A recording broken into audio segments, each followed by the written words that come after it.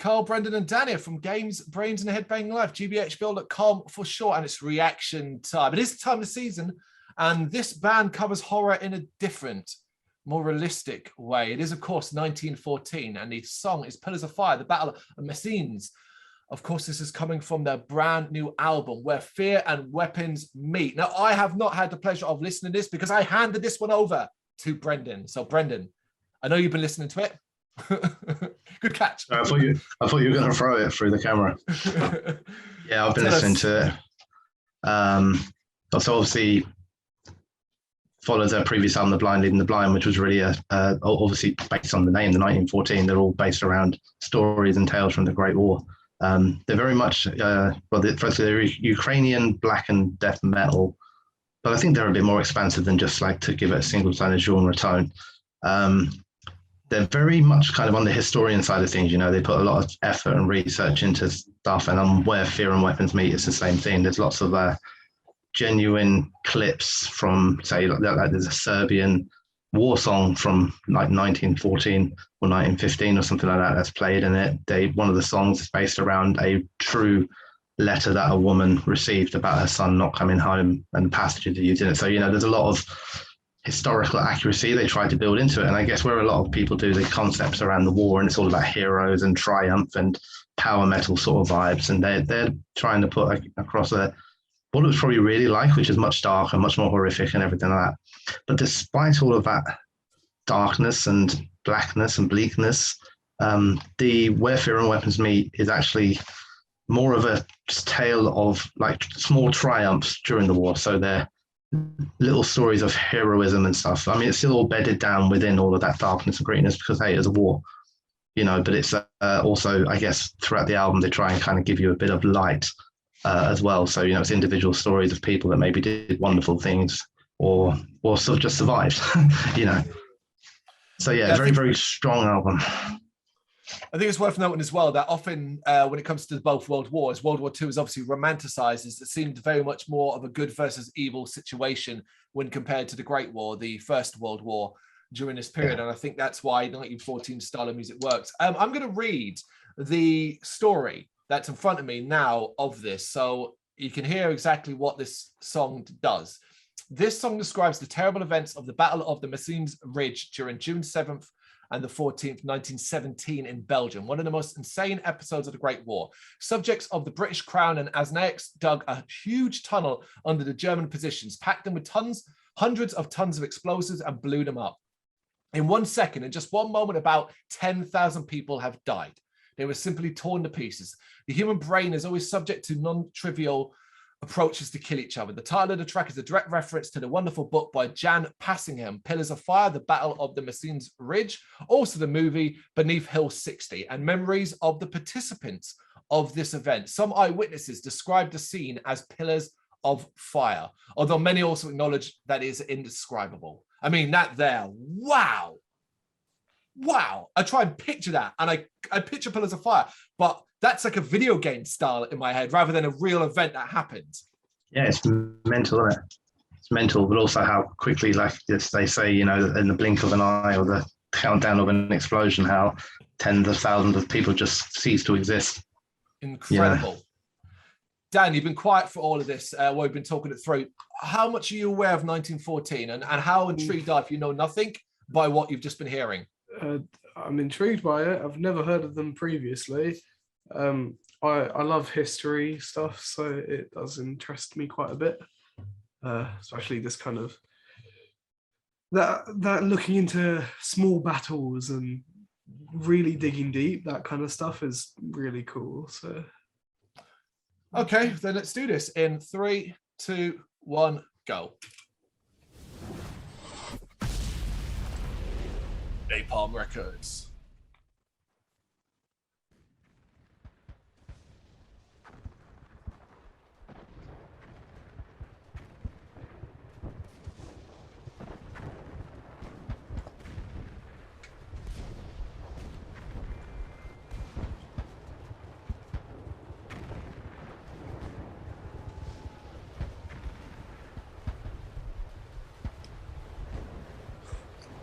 That's a statement.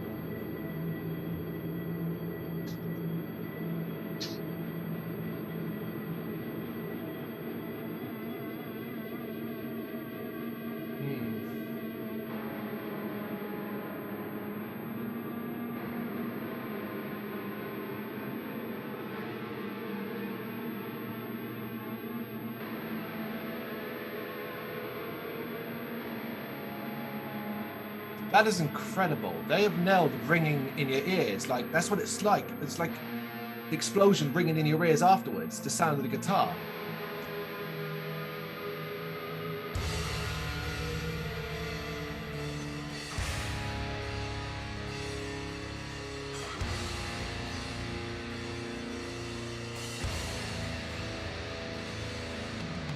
Oh.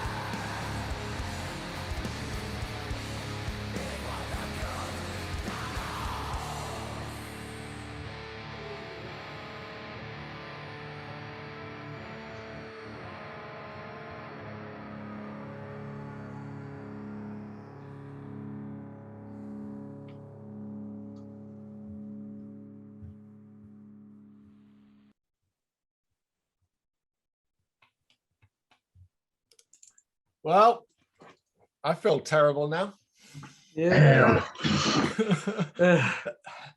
That's heavy in both like regards. It's heavy, obviously, because it's black metal, and very, very heavy in that regards, but it's heavy just listening and watching, of course, as well. Obviously, the video is incredible visual representation of the story they want to tell.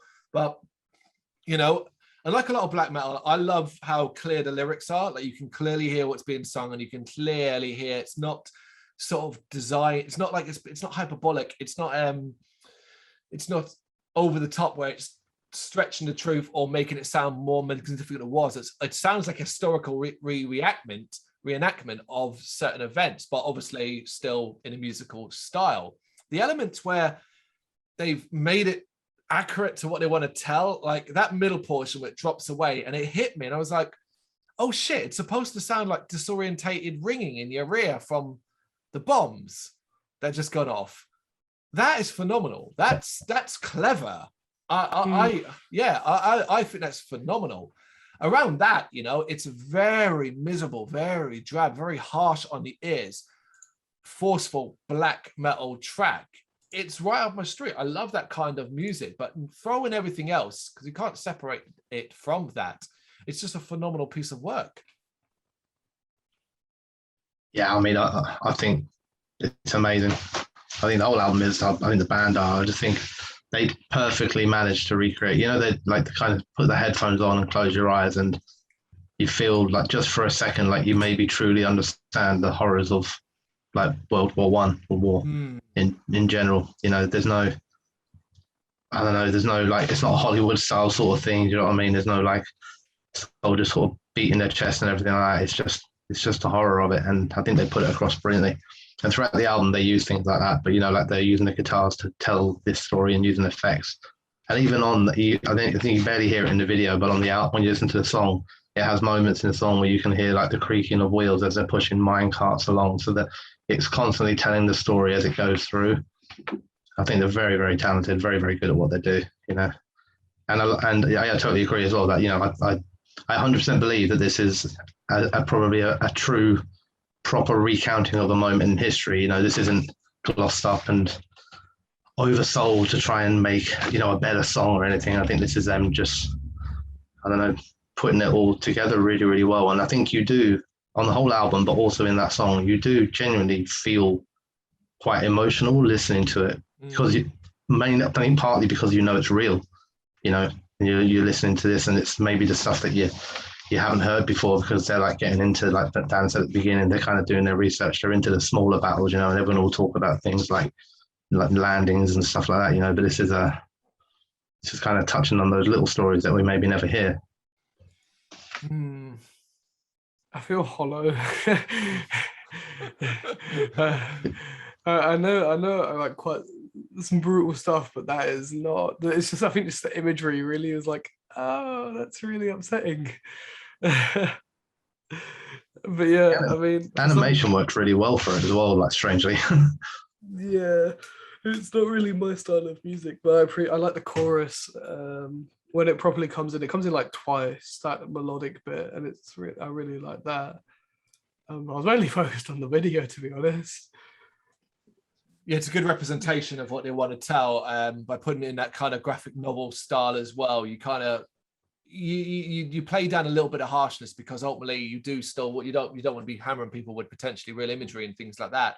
But you also then can do quite contrast, where you got that black and white, grey, washed out look of the land and the soldiers and stuff like that. But then you have that vivid red and the aftermath, particularly as well, when they're going around and effectively killing off the already badly injured and badly hurt, you know. And that would have been horrific. I think one of the things they portrayed brilliantly in it was that pause of that soldier who hadn't quite got his shit together to then go over the trench and continue the battle. And that's sort of like, God, that's what I was going to stick with me. What it must have been like for those men to go over that wall, over that trench, and see what they've just done.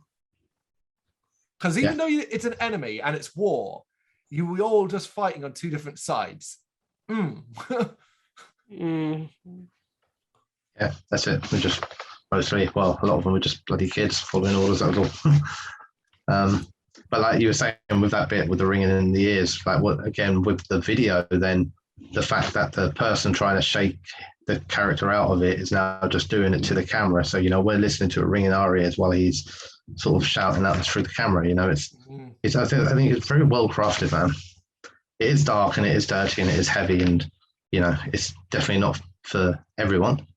There's plenty of people that wouldn't like this sort of music, but I think anyone can appreciate the effort that's gone into it. I wanted to ask you, right, before we wrap this up, would you want to see 1914 play it like Bloodstock? Do you think it fit, or would you rather it be their own gig where you can get that dark feel and the lengthier show?